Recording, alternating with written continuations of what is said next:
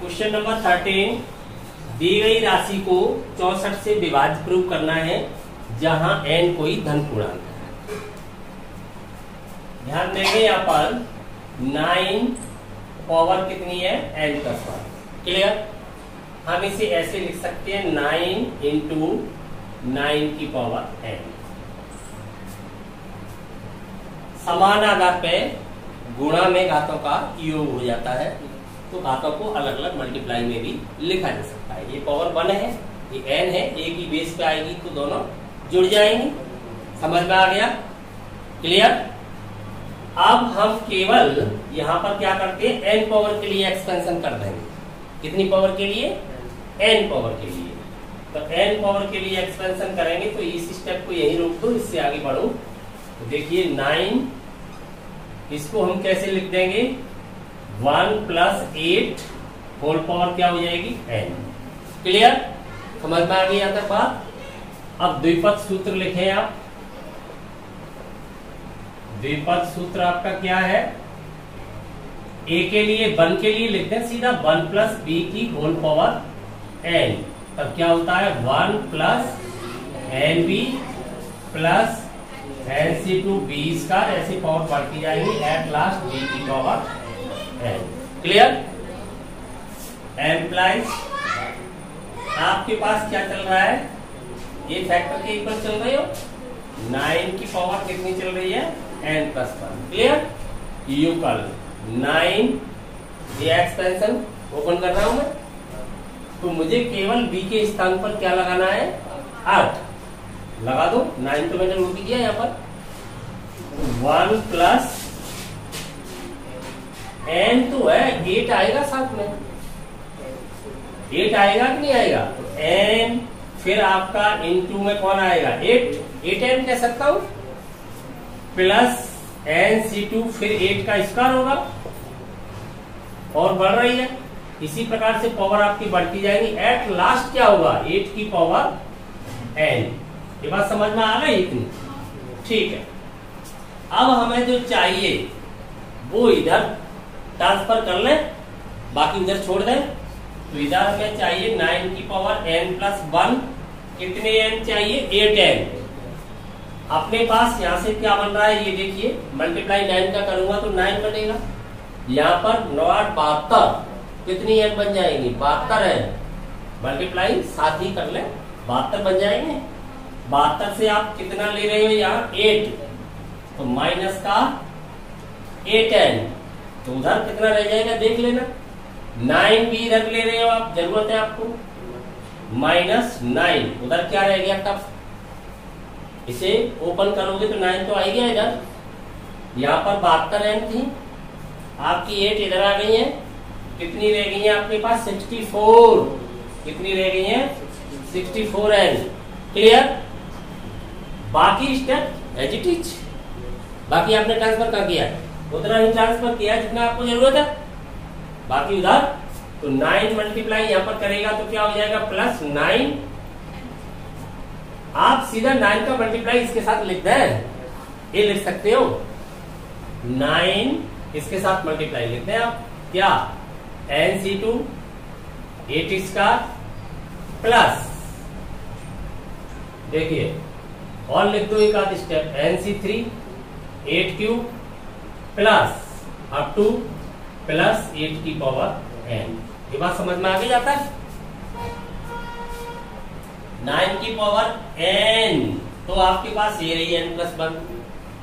आपने 9 को इधर ट्रांसफर कर लिया मल्टीप्लाई करने के बाद, बीच वाला स्टेप नहीं लिखा है मैंने साथ ही, यहाँ पर 72 हो गई। आपने 8 इधर ट्रांसफर कर लिया, कितना रह गया, 64। क्लियर? बाकी स्टेप तो सेम रहेंगे, बाकी से कुछ भी ट्रांसफर नहीं किया। अब चलो, ये तो नंबर है ही आपका जो भी आ रहा है, भले ही इसे नहीं लिखे आप, इसको भी बढ़ाते हैं आगे। तो क्या कॉमन आ रहा है सबसे, फिर 8 आ रहा है कि नहीं आ रहा है, 8² आ रहा है कि नहीं आ रहा है, 8² भी आ रहा है, क्योंकि ये क्या है, 8², ये क्या है, 8²।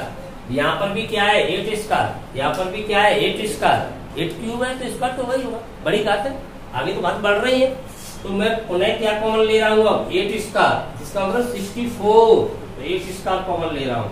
तब क्या बचेगा, टोटल में से ले रहा हूँ, इसमें से और उसमें से भी, तो 8 स्क्वायर लूंगा तो यहाँ पर क्या बचेगा बताओ, n बचेगा अकेला, 64 आ गया कॉमन, 8 स्क्वायर मीन्स 64, n बचा, प्लस आगे क्या बचेगा, 8 स्क्वायर हट जाएगा, 9 का मल्टीप्लाई चला जाएगा, तो 9 इंटू NC2 ये बचा, प्लस आगे जाके 9 into NC3 into 8, 2 power common आ गई, 1 पावर कम हो गई, ऐसे ही बचते जाएंगे। एट लास्ट वाले स्टेप में 9 पे जाएगा मल्टीप्लाई में, 9 इंटू 8 की 1 पावर कम हो जाएगी, 2 पावर कॉमन लिया ना आपने, 8 स्क्वायर लिया है तो 2 पावर कम हो जाएगी, ये बचेगा। समझ में आई ये बात, 2 पावर कम हो जाएगी ना, आप इसे 2 पावर इससे कम करके 8 स्क्वायर बाहर निकाल दिया, समझ में आ गया यहाँ तक। अब देखिए क्या ये संख्या 64 से विभाज्य है, यस अवश्य, क्योंकि इसके 2 गुणनखंड है, एक गुणनखंड का मान 64 है, एक गुणनखंड का मान ये ब्रैकेट है जो भी आ रहा है, 2 गुणनखंड आ गए। अगर मैं इसमें 64 से डिवाइड करूंगा इसको तो 64 कितने टाइम्स डिवाइड हो जाएगा, ये भागफल आएगा उस समय, समझ गए ना, 64 से 64 लेफ्ट हो जाएगा, भागफल ही आएगा कि नहीं आएगा, प्रूव हो गया। लेकिन ये किसके बराबर है, इसी नंबर के बराबर, तो अर्थात ये डिवाइड होना मीन्स ये डिवाइड हो गया, समझ में आ गई ये बात। तो आगे लिखना चाहो तो लिख सकते हो, n plus 9n plus 1 minus 8n minus 9 equal ये आ गया। अतः हम कह सकते हैं इसका एक गुणनखंड है कि नहीं, यहाँ देखिए चूंकि इसका एक गुणनखंड फैक्टर क्या है, 8 स्क्वायर है कि नहीं, दिखाई दे रहा है तो 8 स्क्वायर है, इसका एक गुणनखंड 64 है, 8 स्क्वायर मीन्स 64 है। अतः हम कह सकते हैं, अतः यह 64 से विभाज्य है, विभाज्य है कि नहीं, क्लियर, समझ में आ गया। एक बार फिर ध्यान दें, डरे नहीं बिल्कुल भी, ये राशि दी है 64 से विभाज्य प्रूव करनी है, n कोई भी नेचुरल नंबर पद संख्या। आपने क्या काम किया है, 9 की पावर n प्लस 1 को आपने 9 इंटू 9 की पावर n लिख लिया। क्यों लिख लिया 9 की पावर n, क्योंकि आप द्विपद प्रसार आसानी से कर पाए, n प्लस 1 के लिए करने में आपको असुविधा हो रही है, n का आपको सीधा लर्न है। फिर आपने 1 प्लस b द्विपद प्रसार के लिए b के स्थान पर क्या रख दिया 8, इसके इक्वल तो आप चल ही रहे हो, इसके इक्वल चल रहे हो, इस वैल्यू को लेके आपने 9 की पावर n का प्रसार ये कर दिया। करने के बाद 9 का मल्टीप्लाई करा दिया, वो स्टेप मैंने लिखा नहीं है, चाहो तो उसको लिख सकते हो, लिखा नहीं है तो यहाँ पर क्या आएगा 9 प्लस 72n आएगा, प्लस 9 सब में मल्टीप्लाई करता हुआ आगे चला जाएगा। यहाँ से 9 मैंने देख लिया, मुझे जरूरत है, पूरा स्टेप ये है, मेरे पास केवल ये राशि है, तो इसमें मुझे -9 की जरूरत है, या तो दोनों ओर -9 घटाऊंगा तो इधर से घट के हट जाएगा, या उसी को इधर ट्रांसफर कर लो, बात तो एक ही होती है ना। तो मैंने उसी को ट्रांसफर कर लिया, या दोनों ओर 9 कम कर दिया, उधर से हट जाएगा अपने आप। फिर मुझे -8n की भी जरूरत है, यहाँ पर कितने n है 72 हो चुके हैं, मैंने 8 इधर बुला लिए, नेगेटिव हो गए, वहां 64 रह गए, बाकी स्टेप के साथ तो 9 एडजस्ट हो गया, ठीक है। इसके बाद मेरा उद्देश्य मुझे पहले से पता है कि 64 मुझे गुणा में लाना है, 64 गुणा में हुआ जिस संख्या की है वो संख्या अवश्य विभाजित हो जाएगी 64 से। तो फिर मैंने आगे 8 स्क्वायर कॉमन ले लिया, तो इस पद में भी 8 स्क्वायर है, 64 है, यहाँ पर भी 64 बनेगा, यहाँ पर भी 64 बनेगा, क्योंकि आगे आता है बढ़ रही है 8 की। 64 को मैंने जैसे ही कॉमन लिया तो 2 गुणनखंड हो गए आपके, आगे इसके गुणनखंड करने की हमें अवस्था ही नहीं है, हमें तो केवल 64 को बाहर निकालना था, जिससे ये सिक्योर हो गया, ये निश्चित हो गया कि इसमें 64 का भाग पूरा पूरा चला जाएगा। लेकिन ये किसके बराबर है, इसके बराबर, इसका मतलब ये 64 से विभाज्य। कन्फर्म, कोई शक? Question number 14, sigma r equal 0 to n 3 की power r n c r equal 4 की पावर n हमें प्रूव करना है। चाहे तो हम लेफ्ट लेके राइट ला सकते हैं, चाहे तो राइट से लेफ्ट ला सकते हैं। तो अब हम लेफ्ट ले रहे हैं, देखिए लेफ्ट हैंड साइड आपको दिया गया है sigma r equal 0 to n 3 की power r into NCr। Sigma open करोगे तो सिग्मा किसके लिए प्रयोग होता है? योग के लिए। किसके लिए होता है? योगफल के लिए। तो आप 0 से कहां तक? n तक ओपन कर दोगे, कर दो ओपन। ओपन करोगे तब 3 की पावर क्या आएगी? 0 इंटू NC0। क्लियर? अगले स्टेप में 3 की पावर 1 NC1। अगले स्टेप में क्या आएगा? 3 की पावर 2 आएगा। मल्टीप्लाई में चल रहा है ना, 3 की पावर 1 3 की पावर 2 इंटू NC2। ऐसे एट लास्ट स्टेप क्या आएगा? 3 की पावर n हो जाएगा। वहां पर 3 की पावर दिखाई दे रहा है, 3 की पावर n, और यहाँ पर हो जाएगा आपका NCn। क्लियर? नहीं दे रहा, नीचे लिख देते हैं। प्लस ये आएगा 3 की पावर n इंटू NCn। अब तो दे रहा है। क्लियर? अब आगे बढ़ रहे हैं। 3 की पावर 0 की वैल्यू क्या हो जाएगी? 1। NC0 की वैल्यू भी क्या होती है? 1। ये टोटल स्टेप आपका क्या हो चुका है? 1 हो गया। प्लस 3 NC1 की वैल्यू तो n ही होती है, तो क्या हो गया? 3n। तो ये क्या हो गया आपका? 3n। ये तो आपका 3 स्क्वायर जो भी है वो चल ही रहा है। NC2 भले ही आप NC2 को इधर लिख दें, इधर लिख दें, 3 स्क्वायर, बात एक ही है, मल्टीप्लाई है।